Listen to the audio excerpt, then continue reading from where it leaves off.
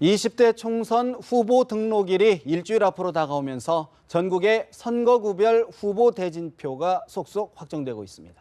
그런 가운데 각 당 공천 탈락자들은 무소속 출마를 선언하거나 상대당으로 말을 바꿔 타는 등 각자 도생에 나서는 모습입니다. 황태순 정치평론가, 황장수 미래경영연구소장, 이종훈 정치평론가, 김관옥 계명대 교수 모셨습니다. 네 분 어서 오십시오. 네, 안녕하세요. 새누리당 공천 갈등이 말 그대로 점입 가경인 것 같습니다. 갈수록 볼썽사나운 모습들을 계속 노출하고 있는데 사실 지금 워낙 예측 불허한 일들이 많이 일어나고 있는 상황인데요. 황 의원님, 예. 오늘부터 지금까지 오늘 어떤 일이 지금 도대체 새누리당 수뇌부에서 벌어지고 있는 건가요? 오늘 말씀만 드릴까요? 아니면 3월 15일, 이른바 3.15 네. 공천 대학살이라고 그러죠. 그때부터 얘기해 드릴까요? 글쎄요. 한번 좀 짧게 좀 정리 좀 해주세요. 워낙 복잡하기 오늘부터 때문에. 얘기하면 네. 오늘 아침에 9시에 최고위원회가 열렸습니다만은 최고위원회에서 거론할 사항은 두 가지였어요. 첫째 하나는 보면은 최고위원들하고 친박계 최고위원들하고 특히 보면은 공천관리위원회 외부위원들이 있습니다. 외부위원들이 김무성 대표가 공천관리위원회 공정성을 심각하게 흔들고 네. 위배했다. 고자질했다. 거기는 황진하고요, 고자질한 사람. 네. 그래서 거기다 사과하라는 것 하나 하고 또 하나는 지금 보면 그야말로 뜨거운 감자죠. 유승민 의원권을 어떻게 처리할 것인가 이 문제를 놓고 한 1시간 반가량 최고위원회를 했습니다마는 거기서 얻은 결론은 한 가지예요. 일단 오늘 김무성 대표 좀 일방적으로 좀 밀어붙였는데요. 예. 혼자서. 오늘 여기서 다른 최고위원들이 결론을 내자 그랬어요.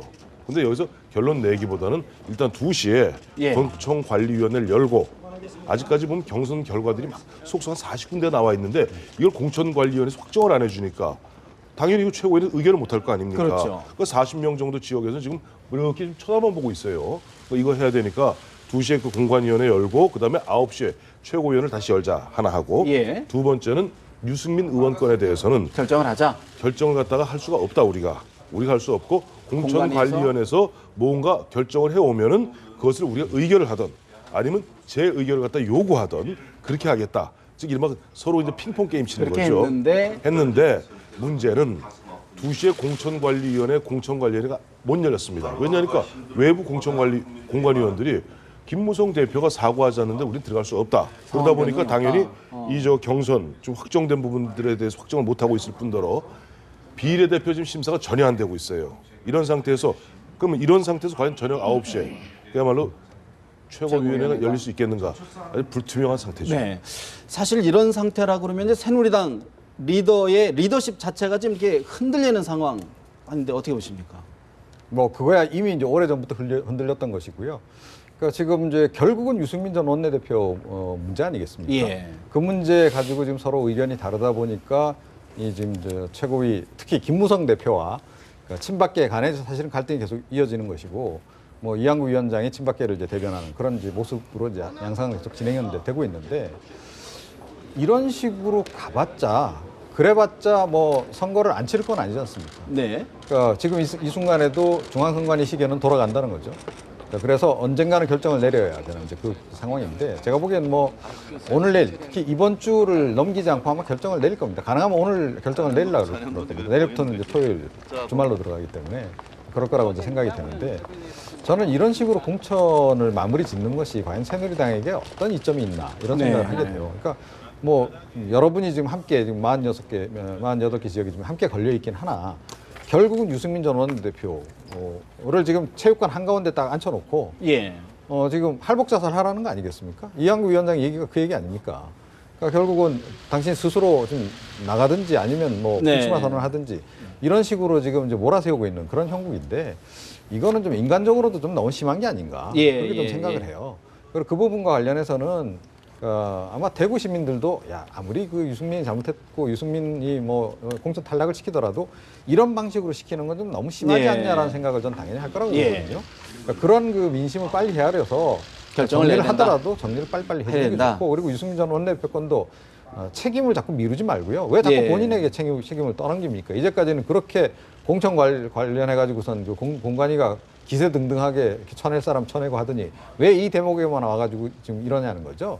이런 식으로 비겁하게 자꾸 가다가는 결과적으로는 새누리당 자체가- 총선 전체 그 선거 국면 자체가 좀 위태로워질 수 있다. 공멸할 수 있다. 황 소장님, 일부에서는 이게 사실상 새누리당이 별거 상태인데 이거 이혼하고 가야 되는 것 아니냐 이런 얘기까지 나오는데 어떻게 보십니까? 정상적인 가족 같으면요, 녹취까지 등장해서 공천에 영향을 미쳤으면 벌써 이혼을 했어야죠. 진짜 궁금한 것이 새누리당이 저렇게 하고도 항상 이렇게 무마하고 물밑합의하고 가는 부분이 결국은 저렇게 함에도 불구하고 지지율이 40%가 나오니까 그거 믿고 저러는 거 아니겠습니까? 야권 분열하고요. 그리고 이제 유승민 의원 문제는 그건 이한구 위원장이 빨리 정리를 해야 된다고 봅니다. 그걸 유승민 보고 뭐 네가 택해라. 언제 네. 후보자들 보고요. 이번에 새누리당이 뭐 지역구 253개 공천을 하는데 당사자 보고 택해라 한 지역이 있습니까? 다 자기들이 택해줬죠. 그런데 왜 유승민 보고는 택해랍니까? 왜 다른 사람들한테는 그럼 택해라 안 합니까? 그것부터가 특혜 아닙니까? 그렇기 때문에요. 빨리 정리해야 되고 새누리당이 이번에요. 이 비례대표로 611명 그리고 지역구하고 합치면 한 1,400명한테 예. 책임 당비를 받았습니다. 지역구에 이 원서를 낸 사람한테는 400만 원 60만 원 곱하기 30만 원 해서 네. 이 당비만요. 전역료 빼고 빼고 그렇게 180만 원씩. 그리고 전국구 그러니까 비례대표를 낸 사람들한테는 그러니까 이게 6개월씩? 50만 원씩 6개월 해서 300만 원씩을 받았습니다. 이 돈이 32억입니다. 돈을 32억을 전역료 비슷하게 이렇게 강제로 받아놓고 이걸 가지고 저렇게 심사를 엉망으로 하고 하지 않으면요. 전역료 반환 소송이 벌어져야 되지 않겠습니까? 네. 새누리당은요. 진짜 요즘 사립대학들 보고 대학 입시 전형을 할 때 전형료 비싸게 받는다고 비판하는 정치인들이 자기들이 지금 그 짓을 하고 있으면서 네. 저런 식으로 전형을 해서 되겠습니까? 전역료 부끄러울 정도까지 그런 정도까지 생각을 해보라라는 말씀이신 것 같고 김 교수님 사실 지금 이제 관심은 과연 이제 김무성 대표가 일단 칼을 꺼냈단 말이죠. 네. 칼을 꺼내서 나 휘두를 수 있다라고 이제 해놓은 상태인데 과연 김무성 대표가 어느 정도의 결기를 보여줄 것이냐 이게 좀 관심이 있는 것 같아요. 저는 개인적으로 오래가지 못할 것이다. 이게 기본적으로 이제 공천을 앞두고 있는 것이고 이거는 뭐 지도부가 사실 도와줘야 되는 입장인데 뛰어야 되는 사람들은 또 지지 세력들은 계속해서 그 공천장을 기다리고 있는데 이거를 뭐 친박이든 비박이든 이런 문제가 아니거든요. 이거 예. 선거를 치르는 사람들을 이제 옥죄는 것인데 이걸 뭐 실질적으로 길게 갈 수도 없는 것이고 또 한 가지가 뭐냐면 이게 모든 걸 의결을 했을 때 자기들의 어떤 뭐 개파 사람들이 그 안에 들어가 있는데 여기서 다 해놓고서 와서 다시 재의결을 요구하는 것은 상당히 이제 정치적 공세의 차원의 성격이 굉장히 강하다. 그래서 이것이 결국에는 이제 공천의 결과를와 선을 긋는 예. 선을 긋고 총선 이후를 대비하는 거 아니냐 뭐 이렇게 계산을 할 수가 있는 거죠. 일종의 명분 쌓기다. 그렇죠. 그렇게 보시는군요. 근데 세간에서는요. 네. 사실 이제 30시간 법칙이라는 게 있었지 않습니까? 김무성 대표가 네. 한번 뭐 이런 말로 싹 지르고 뒤에서 한 후퇴를 30시간 되면 후퇴를 했단 말이에요. 예, 예. 일단은 지금 한 40시간이 넘었기 때문에 30시간 법칙은 깨졌어요. 그리고 물리적으로요. 만약 네. 물리적으로 김무성 대표가 뭐 며칠을 더 버틴다. 이럴 가능성 전혀 없을까요? 옥쇠를 이른바 옥쇠를 쥐고 있는데 옥쇠를 총무국장이 주고 있는 거 아니에요? 아직 물리적으로 총무장이 좀 아니, 있겠죠. 저는 저 새누리당 당인과 예. 당 대표 직위는 총무국장이 관리하는 것으로 알고 있고 당 대표의 직위는 당 대표 게 아닙니다. 최고위원회 의결을 거쳐 대표를 찍는 것이 당 대표의 직인이지. 예. 그건 개인 김무성의 자기 호주머니에 있는 도장이 아니니까 좀 옥새 얘기하는 것은 어불성설이고요. 저는 다만 30시간도 마찬가지인 게 이 시점을 언제부터 봐야 되나? 이게 이제 3월 16일 날 기자회견을 한 시점을 좀 시점으로부터 보던 30시간이 지났어요. 근데 그렇죠. 이 30시간의 법칙을 갖다가 사실 우리 세간에 알려준 분은 정두원 의원이죠. 정두원 의원이 그 당시 김무성 대표 지난번에 이른바 뭐 40명 살생부설 네. 그 이야기하면서 이거 김무성 대표는 말이야 그거 탁 들이받고 쥐가 물러서 30시간이면 항상 후퇴해야 하는데 지금 그래요. 오늘 금요일이죠. 네. 금요일도 이제 다 지나가고 있습니다. 내토일 월화수 지나면 목금 다음 주 목금 양일 동안 후보 등록을 등록을 있습니다. 해야죠. 며칠 안 남았어요. 그런데 아까도 우리 저 이종호 박사 말씀하셨습니다만 40군데는 경선만 했지 아직 확정이 안 된 거예요. 그다음에 나머지 8군데는 아직 그건 아예 의결조차 못하고 있지 않습니까? 이런 상태로 지금 질질 끌었을 때 비례대표도 뭘 하면 말할 것도 없고요. 비례대표를 갖다가 지금 이번 심사해야 될 네. 저 공관위가 파행 파행 정도가 아니라 외부 공관위원들이 다 김무성 대표 사과 안 하면 나 우리 못 한다고 다 짐 싸고 나갔잖아요. 예. 이런 상태에서 그럼 김무성 대표 얼마나 버틸 수 있겠습니까? 특히 어제 보니까 김무성 대표가 제일 보면 뭐랄까 좀 움찔할 수 있는 부분이 청와대 고위 관계자의 말을 빌어서 이쯤 되면 우리가 더 이상 함께 못 가는 거 아니냐. 이런 이야기 나왔을 때 봤을 때는 저는 지금도 우리가 이렇게 좀 이야기 나누고 있는 이 순간에도 김무성 대표, 현기환 수석 등등등등 해서 막 치열하게 보면 서로 간에 뭐 의견을 조율하고 뭔가 봉합을 하기 위해서 노력을 할 겁니다. 또 그렇게 하라고 청와대도 정무수석이 있는 것이고. 당청 간에 뭔가 좀 물밑 그렇죠. 이게 것이다. 결국 당청 간에 해결돼야 되고 이렇게 되면은 글쎄 오늘 뭐 저녁 한 9시쯤 사실 안건은 없습니다만은 별도의 안건 없습니다만은 김무성 대표가 간담 형태로 모여서 일단 유감을 표시하고 하면서 유감을 표시하겠죠. 사과하기는 당 대표로서 좀 명부스러운 측면이 있으니까 유감을 표시하는 가운데 앞으로도 보면 그 비례대표 비례 심사도 굉장히 엄정하게 공정하게 하도록 우리가 노력하겠다. 뭐 그 정도 봉합하고 가지 않겠는가. 접점을 찾을 것이다. 유승민 건 아직 아예 네. 해줍니다. 제가 볼 때요. 이 법안 하나 통과시키는데 1분씩 해가 1년 내내 놀다가 연말 정기국회 시간 한참 넘겨가지고 개당 1분 만에 법도 통과시키는 사람들이 지금 뭐 이렇게 대기하고 있는 공천 결과하고 도장 찍는 거요. 30분만 하면 다 끝납니다. 걱정할 거 하나도 없어요. 우리가 왜 걱정합니까? 자, 김무성 대표 저런다고 예를 들어서 공천 결과를 바꿀 수 있다고 본인이 생각을 하겠습니까? 본인도 잘할 수 알고 있을 겁니다. 지금 뭐 조선시대입니까? 옥새 갖고 튀면 그 도장 파는 사람 불러다가 다시 파서 하나 찍으면 되죠. 그거 아무 중요한 것도 아니에요. 선관위에 보관되어 있는 도장과 똑같아야 된다는 거 아닙니까? 아, 또 저기- 레이저를 파는 거 똑같이 팔 수 있어요. 저기 사본이 그 예. 인감 하나 떼오면 인감에 있는 거 보고 도장 파라는 거 보고 사람 파면 금방 찍습니다. 네. 그래서 도장 들고 튀는 이런 조선시대 사극도 안 나오고요. 그럼 김무성 대표가 왜 저러느냐? 이유가 딱 하나 있죠. 본인이 이대로 총선 공천 과정이 다 끝나버리면 이번에 이 자기를 따르던 비박 본인이 이야기해가지고 뭐 전부 100% 상향식 공천을 하겠다, 성을 갈겠다, 뭐 정치 생명을 걸겠다 했는데 이제 성을 갈든지 정치 생명을 이렇게 바꿔야 될 거 아닙니까? 그러면 이 얘기를 어떻게 하겠습니까? 그러니까 김무성 대표는 지금 저렇게 마지막까지 저항하는 모습을 그래도 보여야 총선이 끝나고 난 다음에 대표로서 또 대선 후보로서 자기 위치를 유지할 거 아닙니까? 네. 근데 그런 것들을 이미 그런 노림수가 다 이미 익혔단 말이죠. 그게 무슨 효과가 있을까요? 지금 이번에 한번 보십시오. 뭐 유승민 의원이 저래 버티는 거 예. 저것도 수가 다 알고 있잖아요. 서로가요. 서로가 다 알고 국민들이 지겨워하는데도 공천을 안 하는 사람이나 버티는 사람이나 저러고 앉았고 윤상현 의원 한번 보십시오. 저 무소속으로 등록하겠다. 그러면 또 전부 뻔한 짓들을 하고 있지 않습니까?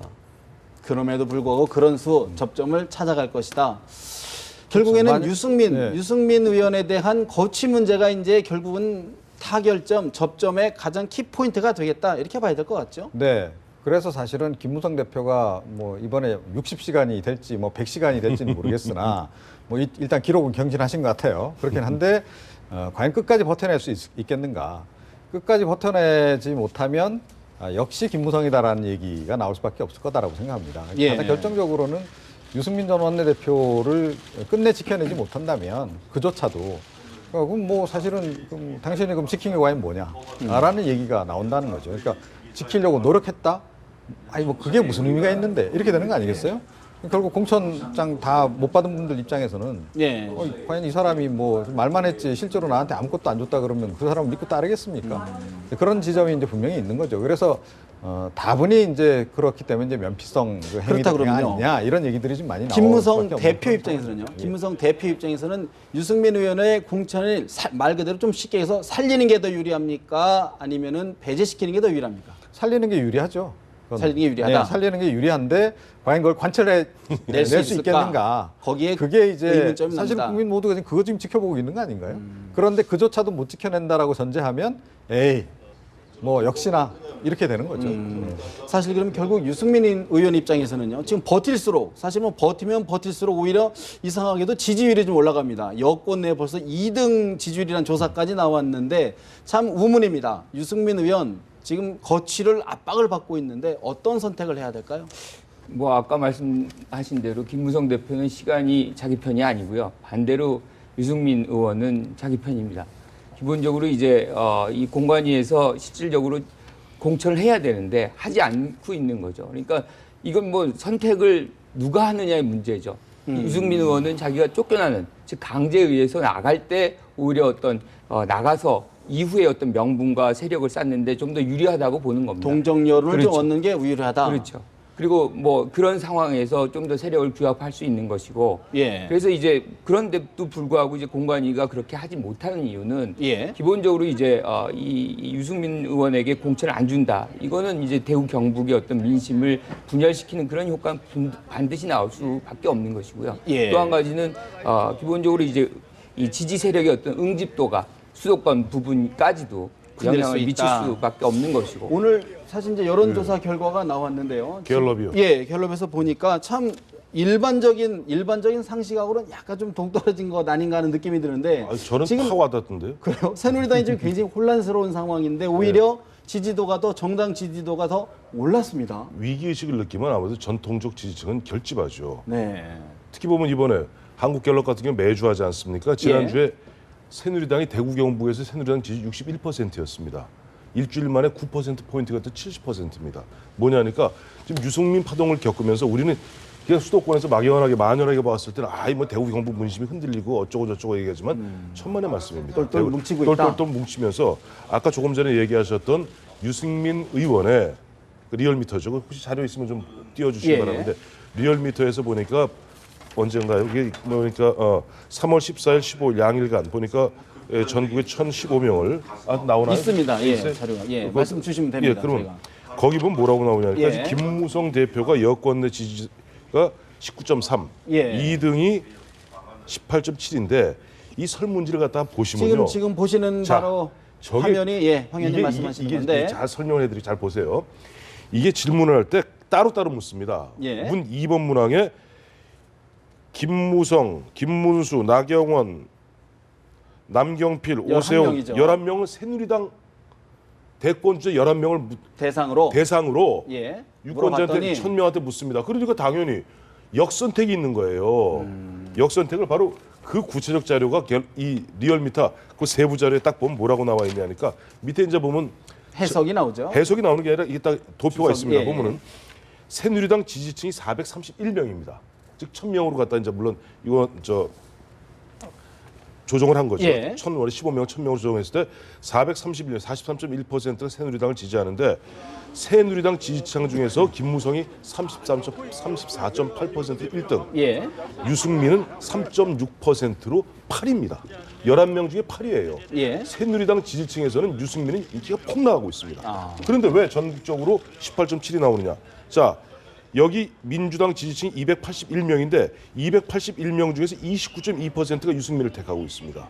다음에 국민의당 지지층이 134명인데 이 중에 30.7%가 그러면요. 유승민을 택하고 그러면 있습니다. 역선택이죠. 새누리당의 지지는 올라가는데 유승민의 지지도는 폭 나가고- 내려가고 있다. 그건 어떤 의미입니까? 앞으로?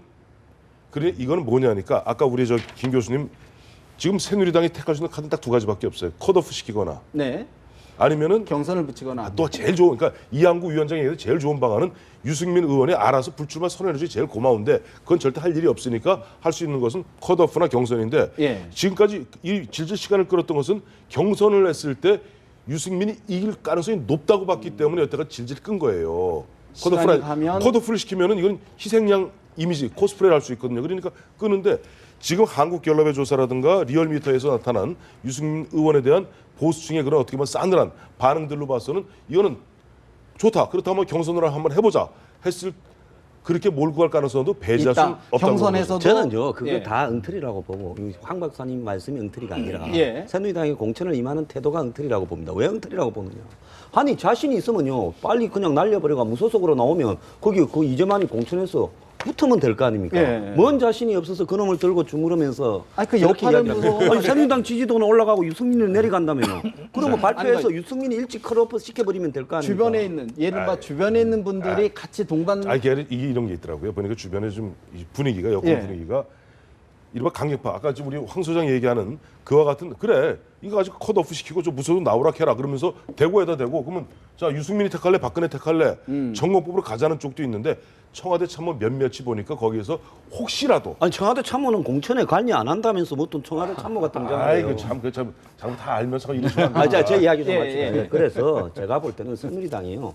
국민들한테도 유승민 공천을 가지고 저렇게 장난을 치는 것은 좋지 않다고 봅니다. 일찌감치요. 대통령 정체성에 맞지 않다. 정무적 판단이라 하고 섰다면? 이해찬이나 정청래처럼 날려버리면 되지요. 뭘 문제를 갖다가 저렇게 유승민 하나를 갖고 쩔쩔매는 모습을 보여주는 것이 공당의 공천의 정당한 모습이냐는 겁니다. 그리고 이한구 공천관리위원장이 여태까지 공천 과정에서 보여준 국민한테 네. 카리스마가 한두 개입니까? 근데 왜 유승민 앞에 와가지고는 턱 멈춰갖고 니 보고 선택하라. 이런 네. 게 어디 있습니까? 만약에 다른 후보들이요 소송 내면 어떻게 할 겁니까? 우리 보고는 일방적으로 다 날려놓고 왜 유승민 보고는 지 보고 선택하라?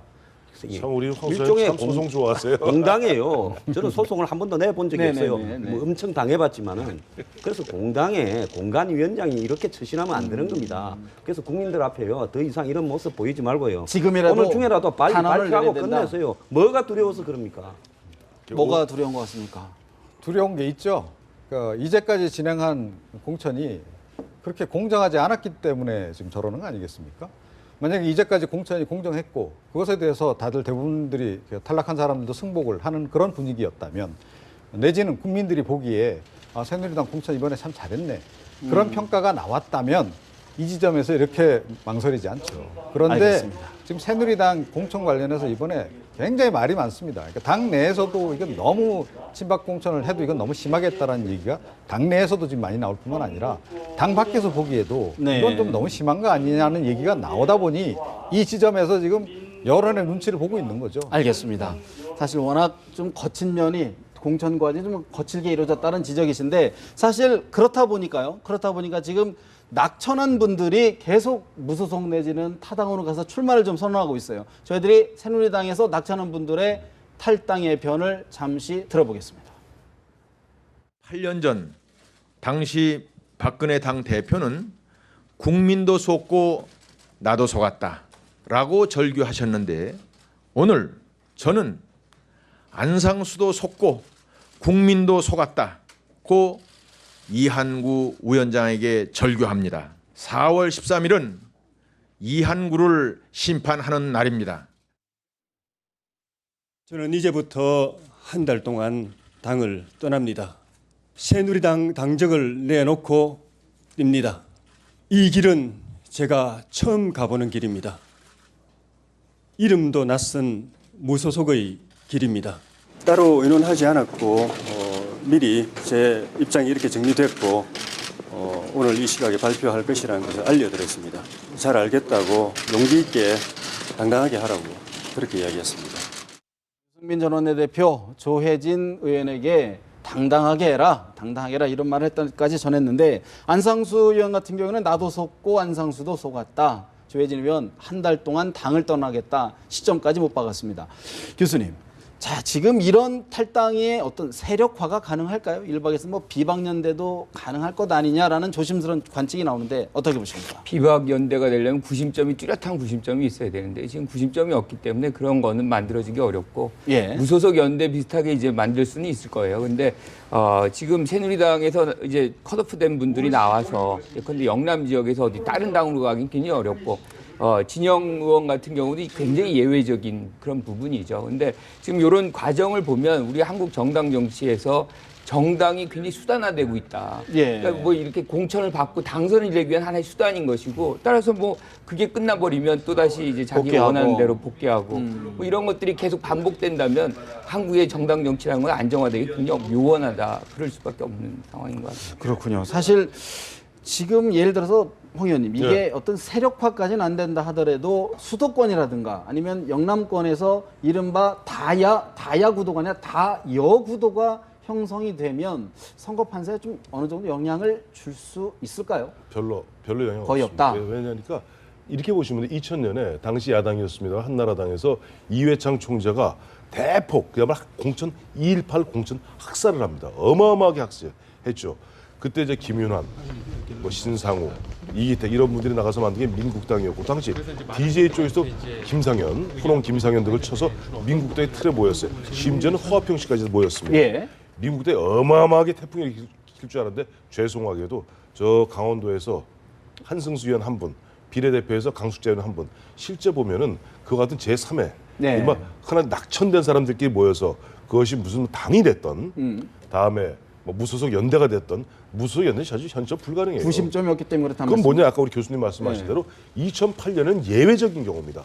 박근혜라는 강력한 구심점이 있었고 그 당시 이명박 대통령에서 치였다는 그 명분이 있었거든요. 예. 공정심도 그렇기 때문에 친박연대라는 참 정당사에 없는 사람 이름을 단 정당이 나왔고 14명이 붙었어요. 예. 그다음에 친박 무소속 연대가 있었어요. 또 있었죠. 예, 김무성 네, 당시 예, 의원이 예, 주도했던 그 12명이 붙습니다. 그래서 26명이 붙는데 그거는 예외 중에 예외고 지금 이와 같이 공천 끝나면 항상 떨어진 사람 다 억울하다 그래요. 그래서 다 무소속 상당 부분이 나옵니다. 역대 보면 그 공천 결과에 순순히 수긍하고 자기 물러나는 사람 거의 없습니다. 근데요, 그때 좀 상황하고 약간 좀 다른 것이 그때는 물론 박근혜 대통령이라는 구심점이 있었고 이쪽에 또 이명박이라는 구심점이 두 개가 있었기 때문에 됐는데 지금은 흩어진 나간 분들 또 구심점이 없지만 당내에도 특별한 구심점이 없는 거 아닙니까? 아니 이제 김무성 대표는 네. 사실 아까도 우리 이종훈 박사 말씀하셨나요? 이번에 끝나고 나면 사실 김무성 대표는 대표로서 역할이 끝나는 거예요. 왜냐하니까 그 다음부터는 선대위가 구성됩니다. 그렇죠. 지금 강봉균 전 장관 얘기 나오고 있잖아요. 선대위 체제로 가고 선거 끝나면 그때는 김무성 대표가 힘을 쓰는 것이 아니라 바로 전당대회 준비를 하게 됩니다. 등등등등 이렇게 보았을 때 뭐 구심점이 없다 하지만 그러나 여권의 구심점은 누가 뭐라 그래도 이건 어쨌든 집권당이라는 것은 예. 당장 저쪽 더불어민주당에서 보면 이 박근혜 정부 3년 실정 갖다 평가한다고 나올 거거든요. 그렇다면 자연스럽게 심정적으로는 박근혜의 선거가 될 수밖에 없죠. 중심으로 볼 수밖에 없다. 제가 봤을 때 그 명분을 갖다가 통일성 있게 하기에는 이 성향들이 좀 달라요. 그래서 유승민 의원에 가까운 사람도 있고 아직도 이명박 대통령에 가까운 사람도 있고 그래서 그런 어떤 또 박근혜 대통령과 등을 또 돌렸던 부분 이런 부분이 이제 이렇게 각자 다 명분이 다르기 때문에 예. 저 명분을 갖다가 무슨 모으기는- 친박이라 하면 말은 되지만은 비박 누구한테 반대한다는 걸 갖고 당을 만드는 예는 아마 전 세계에 하나도 없을 겁니다. 다만 이제 나간 사람들의 그 비중들이 그 지금 현재 뭐 당 내에 있는 사람들보다는 좀 이렇게 이 지명도나 정치한 캐리어가 강하기 때문에 1대1로 이제 무소속으로 붙을 때 차라리 뭐 연대를 하는 것보다는 그냥 무소속으로 붙을 때 연대는 저는 안 될 거고 안 할 거라고 봅니다. 그렇게 붙게 될 때 그런 어떤 부분들이 뭐 부분적으로는 일부 돌아오는 사람도 있을 수 있고요. 또 여당의 그 어떤 후보를 갖다가 같이 동시낙마 시키는 방향으로 이렇게 가지 작용하는 않을까? 경우도 있겠죠. 예. 특히 서울 같은 데는 뭐 예를 들어서 현직 의원들이 나가서 한 5% 10%를 득표해버리면 그건 뭐 그렇게 분열된 지역에서는 여당이 당선되기 어려운 측면도 있습니다. 그러면 그걸 알면서도 왜 공천을 안 주고 이렇게 했는가? 제가 볼 때 한 10여 석을 전국적으로 손해를 보더라도 아마 지금 공천을 기획하고 있는 핵심 측에서는 한 180석 뭐 아니면 170석쯤 될 건데 한 10여 석을 날리더라도 과반은 된다. 한 160석 정도는 될 거다라는 기본적인 계산이 있기 때문에 나중에 국회에 들어와서 피곤한 사람들을 10석 정도는 포기하더라도 정리하는 게 낫다라는 결론을 내렸고 그것은 이제 이번 총선 이후에 계속될 당 대표 쟁탈전이나 또 대선 후보 쟁탈전에서 예. 그런 부분들이 유리하다라고 보기 때문에 그렇게 한 거겠죠. 네. 사실 뭐 지금 비슷한 전망과 분석들을 해주셨는데 사실 또 한 명이 더 주목되는 분이 있어요. 바로 진영 의원 같은 경우에는 지금 그냥 낙천을 해서 무소속으로 가는 것뿐만 아니라 지금 더불어민주당으로 간다 이런 이야기까지 나온단 말이죠. 일단 진영 의원의 이야기를 잠시 들어보고 저희가 대담 더 이어갑니다. 국민 편에서 한 것 같지는 않습니다. 아직 그 부분에 대해서는 뭐라고 말씀드리기가 어렵고 나중에 결정을 하면 그때 말씀드리겠습니다. 김 박사님, 참 이 좀 선거, 참 비정한 선거, 참 어떻게 저희가 분석할지 모르겠는데 일단 진영 의원 과연 더불어민주당의 어떤 뭐 바람대로 입당을 할까요? 어느 쪽에 더 무게 중심을 두십니까? 네. 진영을 안 바꾸실 가능성이 크다라고 봐야 되겠죠. 네. 조금 전에 뭐 잠깐 진영 의원이 과연 진영을 바꾸겠느냐 네. 뭐 이런 얘기가 있었는데 진영을 바꿔서 얻을 수 있는 게 뭐가 있을까요? 뭐 아예 본인의 고향인 이제 호남 지역에서 아예 뭐 완전히 지역 권한을 받아서 계속한다? 글쎄요. 그것을 통해서 과연 국회의원을 몇 번이나 할 수 있을까요? 저는 그거보다는 진영 의원의 그동안의 이제 성향이라든가 이런 걸 볼 때 본인의 어떤 개인적인 정치를 그냥 꾸준하게 해나갈 가능성이 굉장히 높다라고 봅니다. 그래서 네. 무소속 출마 가능성이 훨씬 더 높다 이렇게 좀 생각을 하고요. 진영을 바꿔가지고 더불어민주당으로까지 가서 뭐 설령 김종인 대표하고 뭐 어떤 그 인연인지는 모르겠습니다만 예. 각별한 인연이 있다 하더라도 정치적인 노선은 좀 달리할 가능성이 좀 크지 않나 이렇게 좀 생각을 하고요. 그렇다고 해서 또 국민의당으로도 또 입당하겠느냐 그 가능성도 전 뭐 별로 높지 않다. 높지 않다. 생각합니다. 예. 그러면 예를 들어서 그냥 새누리당에 잔류한다고 그래서 그럼 본인이 갖고 있는 어떤 정치적인 뜻이나 입지를 좀 더 펼 수 있을까요? 저는 선거까지와 선거 예. 이후의 국면이 많이 달라질 거라고 생각합니다. 그러니까 이번에 박근혜 대통령 내지는 어찌됐건 친박계 쪽에서 대거 지금 친박 공천을 하고 있는데 그렇게 해서 친박 공천한 분들이 끝까지 충성을 할까요? 절대 그렇지 않을 거라고 봅니다. 이제 곧바로 이제 대선 국면으로 들어가게 되면요, 또 갈립니다. 갈릴 수밖에 없는 이제 그런 그 상황이고, 예. 박근혜 대통령도 아마 그걸 모르지는 않을 겁니다. 상당수가 배신을 할 거라는 걸 알지만, 그래도 지금보다는 조금 더 상황이 낫지 않겠느냐.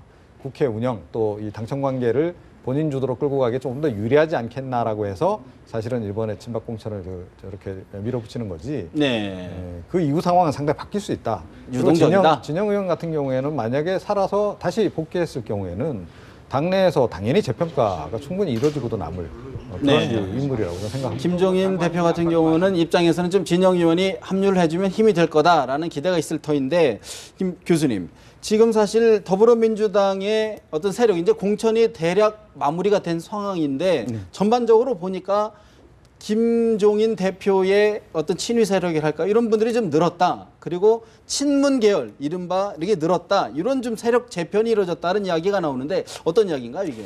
그렇죠. 뭐 지금 이제 계산을 해보면 아무래도 문재인 의원의 이제 가까운 사람들이 많이 살아남았고, 상대적으로 박원순 시장이라든가 이런 사람들이 뭐 굉장히 많이 탈락하고 뭐 이런 것들이 이제 나타나면서 친노가 쇠퇴하고 문재인, 김종인계가 올라갔다. 뭐 이런 식의 얘기를 하는데, 사실은 저는 뭐 어떻게 해도 이 권력을 지금 당장 쥐고 있기 때문에 김종인 대표 주변 사람들이 어떤 형성을 할 수밖에 없는 구조가 있다.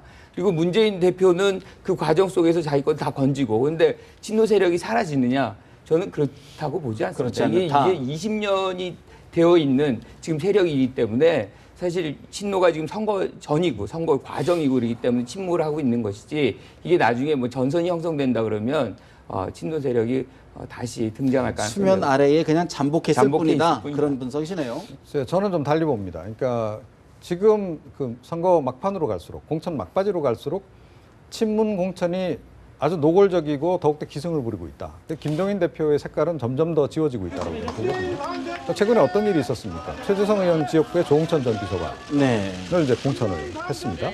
또 정청래 의원 빠진 그 마포을에 누구를 했나요? 손혜원 위원장. 당 홍보위원장을 네, 했죠. 손혜원 위원장이 어떤 분입니까? 문재인 전 대표의 영입? 부인, 김정숙 여사의 중학교, 고등학교 동창생 아닙니까? 자, 대표적인 친문 인사라고 봐야 되겠죠? 자, 이런 식으로 진행이 되는 겁니다. 자, 이게 어떻게 친문 인사지 이게 친 김종인 인사입니까? 그렇게 볼 수 없다라는 거죠. 그래서 선거 막판으로 갈수록 친박계는 아주 노골적인 친박 공천을 지금 할 것이고 밀어붙이고 있고, 이쪽 더불어민주당의 노골적인 사실은 그 친문 공천을 지금 밀어붙이고 있는 중이다. 그렇다 그러면 박원순 시장 이른바 계열의 인사들도 그런 맥락에서의 하나의 가지치기다. 결과적으로 다 정리된 거 아닙니까? 자, 이제 경선에서 이분들이 또 탈락을 몇 분 했어요. 자, 그래서 이게 공정하게 진행되지 않았겠느냐? 그렇지 않다는 겁니다. 그렇지 경선 않다. 과정, 그러니까 네. 이른바 안심번호 상향식 공천이라고 하는 것도 맹점이 상당히 많아요. 특히 더불어민주당 같은 경우에는 이 응답자가 300명 이상이면 유효한 거로 인정을 해주는. 이거는 뭐냐면 골수 지지층들 몇백 명만 딱 모여서 여론조사에 적극적으로 응하면 충분히 누군가를 만들어줄 수 있다는 얘기입니다. 근데 다 기억할지 모르겠지만 지난해 연말 올 초에 거쳐서 더불어민주당이 집중적으로 한 게 뭔가요? 스마트폰을 통한 온라인 당원 모집을 했습니다. 10만. 그리고 구동교동계나 구민주계 당원들은 대거 빠져나갔죠. 이렇게 물갈이를 다 했다는 겁니다. 친노 내지 친문 성향 당원들로 다 물갈이를 한 상태에서 이 지역에서 경선을 하게 되면 당연히 친문재인계 후보들이 유리할 수밖에 없는 그런 구도가 되는 거죠. 이미 그런 조치들이 선 조치로 다 취해서 진 상태에서 이미 밭갈이 그렇습니다. 정지 작업이 된 상태에서 사실은 그런 상태에서 저는 박원순계들이 좀 무모하게 오히려 뛰어들었다. 이제 박원순계라 그러면 이제 박원순 시장이 이제 시장된 2011년 아니에요?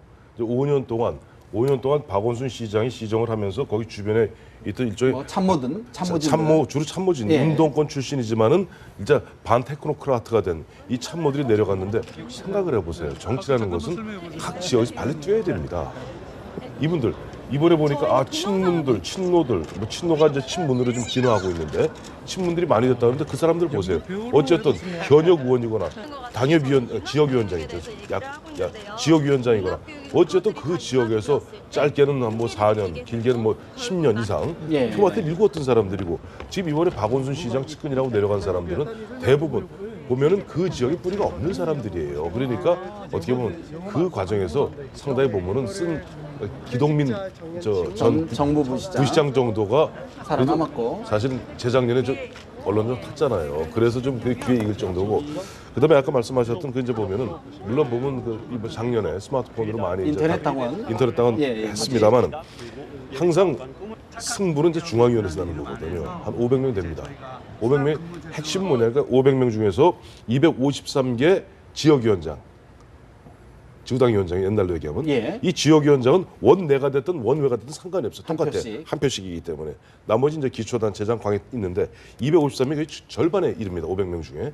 근데 이 중에 이렇게 요번에 면면을 따져 보면은 과거에 한 60%에 육박하던 친노들이 상당히 비중이 준 것만은 부정할 수 없는 사실이다. 그러니까 그 있어서 옛날 문재인 전 대표 그런 얘기했죠. 우리가 좀 작아지더라도 단단해질 필요가 있다는 부분에서는 아까 이종훈 박사 말씀하고 일맥상통하는데 네. 그러나 그 포션에 있어서는 과거에 친노가 한 60, 육박하던 60에서 이제는 한 40 정도로 줄어든 것이 아닌가? 눈에 띄는 변두리 친노를 제거하고 눈에 보이지 않는 이제 좀 전문직 친문을 넣은 거죠. 그래서 지금 친노라는 거는 노무현 대통령 이후에 사실은 잘못된 표현이었죠. 노무현 대통령을 따든 사람들이 일정한 성향을 가지고 문재인을 밀었기 때문에 문재인 때부터는 대선 후보 때부터는 사실상 친문이라고 불러야 되는 겁니다. 그런데 그 친문의 성향이 복잡 단안해서 정리가 되고 있지 않았는데 이번 김종인 대표의 손을 통해서 문재인 대표는 자기가 이 교통 정리하는 부분을 다 이루었다고 보고요. 예. 한간에 이 두 사람의 관계가 갈등 관계인 갈등설? 것처럼 예. 이렇게 이 표현해왔던 언론의 이 소설이 다 거짓이라는 게 드러났죠.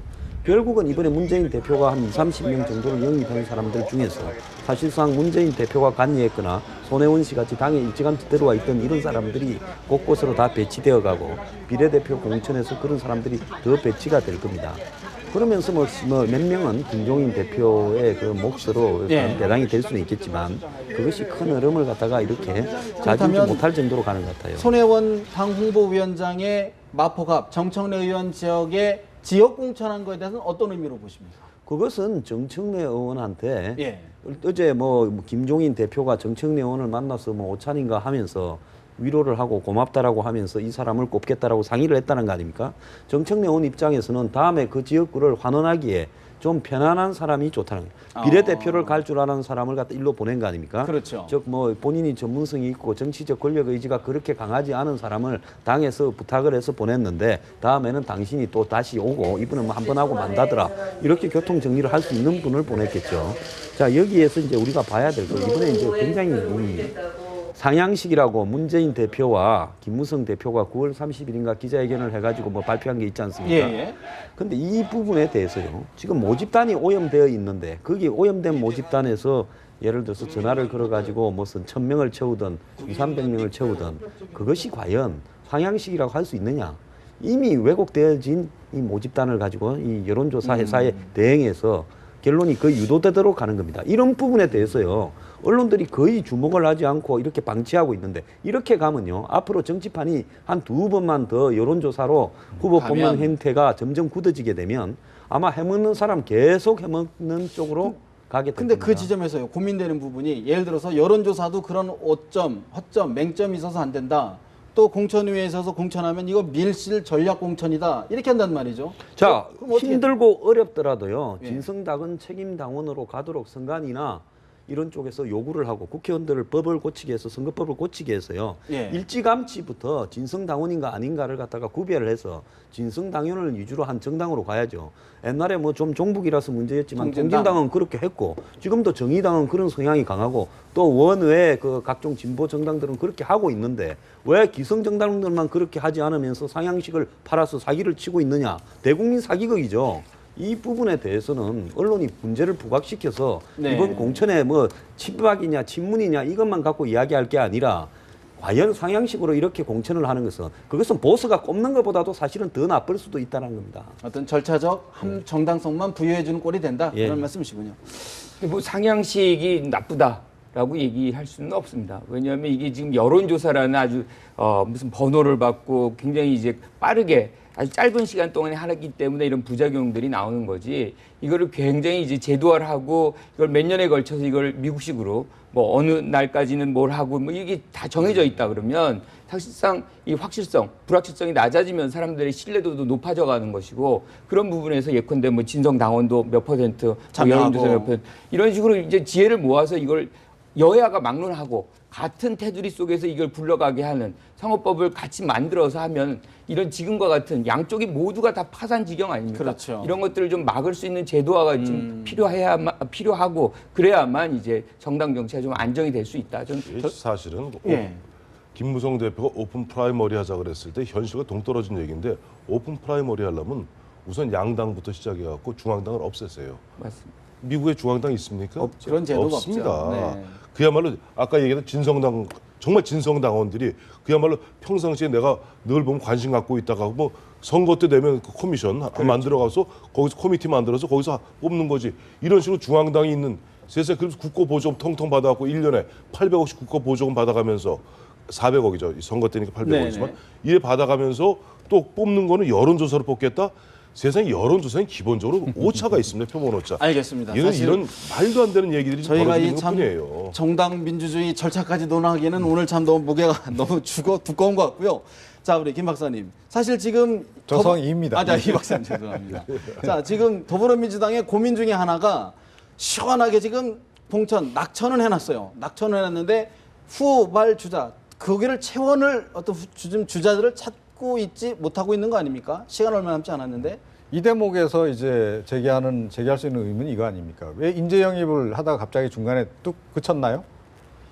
처음에 인재 영입 얼마나 거창하게 시작했습니까? 20몇 호까지 나갔죠. 그렇죠. 초기에는 굉장히 또 환호, 또 국민들로부터 지지도 많이 받고 그러지 않았습니까?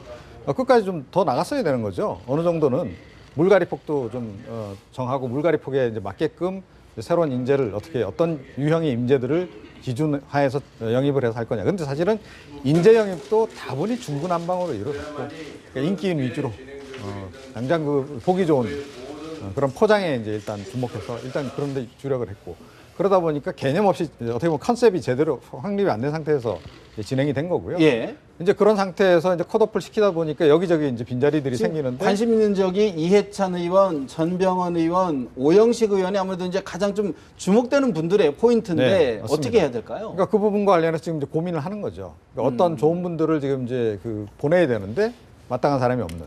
사실은 이제 손혜원 카드도 이제 그런 맥락에서 이제 나온 어떻게 보면 좀 즉흥적인 다분히 즉흥적인 그런 이제 카드다 이렇게 볼 수 있는데 이게 사실은 이런 식으로 앞으로 공천이 진행돼서는 절대 안 된다라고 저는 생각하거든요. 이거 제도화하면 됩니다. 이게 뭐냐면 그러니까 몇 월 며칠까지 공천 마무리 짓도록 하고 그리고 몇 월 며칠부터 며칠까지 경선을 진행한다. 그리고 경선 자체를 중앙선관위에서 관리를 하고 이런 캘린더에 따라서 딱 되도록 제도화를 시켜버리게 되면 무슨 일이 있어도 몇 월 며칠까지는 공천을 마무리 짓도록 해야 되는 거예요. 왜 그게 필요하냐면 헌법 판결로도 선거구도 못했는데 그게 될까요? 그래도 해야 됩니다. 그래야 왜 이렇게 해야 되냐면 그래야 유권자들이 도대체 우리 지역에 누가 오는지를 알고 그 사람에 대해서 기본적인 학습을 할 시간이 있어야 되는 거 아니에요? 예를 들어 지금식으로 이런 식으로 컷오프 해놓고 막 우왕좌왕하다가 선거 후보 등록 하루 이틀 남겨놓고 누군가를 퍽 정해버리면 유권자들은 도대체 우리 지역에 누가 나왔는지도 제대로 알기도 전에 선거가 끝나버리는 상황이 온다는 겁니다. 그러다 보니까 그냥 1번, 2번 번호만 보고 그냥 찍는 이런 천국으로 이제 자꾸 이제 간다는 겁니다. 그래서 이거 자체를 정당의 공천 내부에 선관위가 개입하라는 얘기가 아니고요. 과정, 절차에 관한 것은 기본적인 것은 그렇게 정해주는 것이 좀 정해둘 필요가 있다. 필요하다 이렇게 생각합니다. 그렇죠. 지금 이 더민주의 김종인 대표가 사실은 친노 패권주의 청산한다. 그래서 해체는 열심히 했어요. 근데 중요한 거는 해체 이후에 건물이 안 보이는 거죠. 즉 새로운 어떤 인물군을 특정하게 우리는 이런 세력으로 대체하고 이런 세력으로 얼굴로 우린 정치하겠다. 이런 비전 제시가 인적 구성에 대한 이게 나와줘야 되는데 일단 해체는 마구 했는데 뭐 그걸 대체하실 분들을 지금 찾지 못하는 이 딜레마에 빠져 있는 거죠. 타당이 대체하는 거 아닙니까? 자당. 근데 이번에 이 정책이 어디로 갔냐는 부분도 매우 우리가 심각하게 봐야 됩니다. 각 당이요, 뭐 10대 공약이니 뭐 각 분야의 공약들을 발표했는데 제가 읽어보면요. 책상에 앉아서 한 5분만 해도 쓸만한 내용을 갖다가 공약이라고 발표를 했어요. 자, 이 부분에서 허건날 TV들도 그냥 누가 공천되냐, 누구가 뭐 날라갔냐 이런 내부 집싸움들만 보도합니다. 원래 사극에서 싸우는 게 인기가 높고 솔직히 말하면 뭐 이렇게 이 평화롭게 제대로 살자라는 이런 드라마 하면 안 보잖아요. 그러니까 이게 부추기는 건 아닙니다. 정치에서는 이게 악화가 진짜 양화를 구축한다는 그레시아무의 법칙이 정확하게 적용되고 있는 것 같아요. 그러다 보니까 이 공약은 거의 의미가 없어져 버리는, 국민 중에요. 공약 보고 찍는 사람보다 당 보고 대부분 다 찍고, 그 다음에는 인물 어디 저 먼 대학 나왔냐, 뭐 경력이 뭐냐, 그거 보고 찍을 거고, 그 다음에 그 사람은 자기는 전혀 모르고 듣도 보도 못한 사람입니다. 이렇게 선거를 하는 것이 옳으냐? 그러면 갑자기 뽑힌 사람이요. 이 팜플렛에 넣는 지역 공약은 어떻게 자기가 만들겠습니까? 그야말로 선거 브로커 써서 그냥 지역에 뭐 있냐 해가지고 불러가 받아서 공약 팜플렛에 넣지 않겠습니까?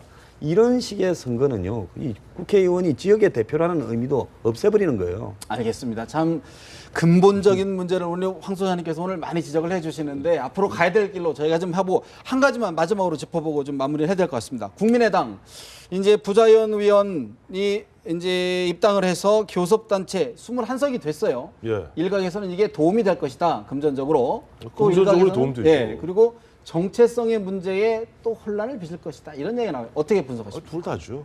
일단 당장 46억을 더 받잖아요. 받는데 더 받는 거거든요. 46억을. 원내 교섭단체를 이루었기 때문에 46억 더 받으면 아무래도 숨통이 확 트이겠죠. 트이는데 그 대신 일반 유권자에게 주는 인상은 뭡니까? 아이고 뭐 참 비빔밥 비슷하게 이렇게 좀 되는 건 아닌가. 뭐 잡탕밥, 네. 별 얘기들이 다 나와요. 예.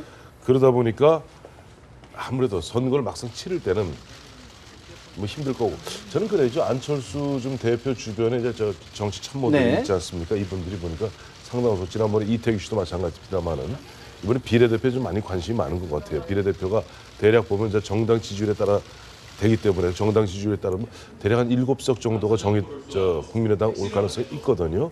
그런 부분에서 관심이 많은 것 같은데 국민들이 볼 때는 이런 거예요. 지금 국민의당을 보면서 이거는 연불보다는 제밥에만 관심 많은 당이다. 우리 이 박사님. 예. 글쎄요. 이제 사실은 요즘 와서 국민의당은 좀 분위기가 좀 더 훈훈해지고 있는 거 아닌가요? 그러니까 일단 내부 반란 일단 진압을 했고, 예. 그다음에 조금 전에 말씀하셨듯이 이제 보급품 또 새로 들어오고 46억이나. 충전해서 제대로 이제 밀고 나가면 되는데 국민의당이 지금 제대로 못 하고 있는 게 뭐냐면 지금 현역 의원들 말고 사실은 이번에 그래도 가장 신인들을 많이 발굴한 게 국민의당입니다. 어쩔 수 없이 그럴 수밖에 없었던 거죠. 자, 그래서 신인들을 이제 발굴했는데 이 신인들에 대한 홍보가 제대로 지금 안 돼 있는 게 있어요. 근데 이걸 제대로 홍보하는 그런 그때 별로 그 관심을 못 기울였던 부분들이 있기 때문에 그 부분은 좀 더 신경을 쓰는 게 좋을 것 같고. 네. 그리고 안철수 의원이 이제쯤에는 뭔가 정말 결정적인 어떤 정치적인 어떤 결단. 그래서 뭔가 하여튼 그 국민들에게 좀 희망을 줄 수 있는 그런 네. 비전 큰 거 하나 딱 터뜨리는 이런 게 좀 필요하겠죠. 근데 할 수 있을지 좀 지켜봐야 될 것 같습니다. 자, 뭐 국민의당 물질적 훈훈함이 민심은 냉랭함으로 돌아올 가능성이 매우 많다고 저는 생각합니다. 문제는 이제 기득권 타파하겠다 그래서 나와서 이제 제3당을 하고 있는데 사실 이삭죽기로 다시 기득권을 찾아가는 모양을 하고 있는 거죠. 그리고 지금 비례대표도 그렇습니다.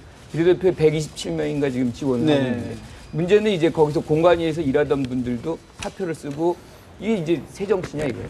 공관위원 관리를 철저하게 해야 되는 사람들이 선수로 나갔다. 선수로 나간다. 이거는 뭐 원칙을 깨는 것이죠.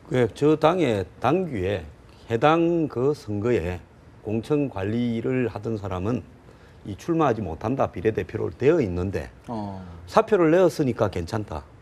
한자라고 돼 있는데 그러니까 사표를 냈으니까 괜찮다 이렇게 해석해 가지고 3명이나 비례대표를 신청했는데 이것이 옳은 것이냐? 어제 안철수 하고 그 천정배 대표 그제 같습니다. 네네. 22살 청년을 불러다가 아주 뭐 좀 좋은 이야기 들으려다가 그 청년이요 굉장히 앞에다 대고 할 수 있는 이야기나 해라 황당한 이야기 하지 마라 이래가 조금 이렇게 망신도 당했는데요. 네. 정말 정신 좀 되차려야 됩니다. 알겠습니다. 여야 각 당 모두 지금 국민들의 심판을 기다리고 있는데 국민들이 어떻게 보는지 좀 더 두려워해야 될 것 같습니다. 내부 말씀 여기서 줄이겠습니다. 고맙습니다.